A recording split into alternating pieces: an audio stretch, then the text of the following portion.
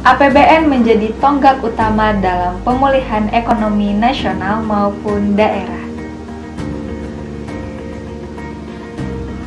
Tak terkecuali juga di Aceh.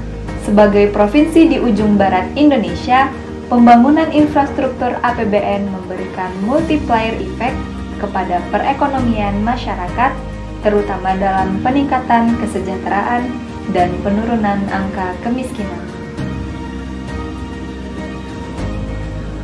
Beberapa pembangunan infrastruktur yang dibiayai dari APBN meliputi Jalan Tol Sibanceh, merupakan bagian dari Jalan Tol Trans Sumatera di Provinsi Aceh.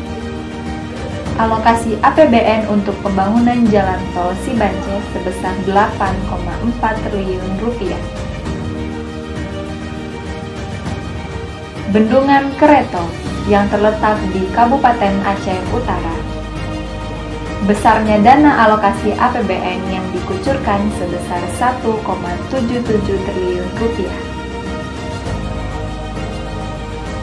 Pasar Terpadu Lampulo atau yang saat ini lebih dikenal dengan Pasar Al-Mahirah Landini. APBN yang dialokasikan untuk Pasar Al-Mahirah sebesar 14,97 miliar.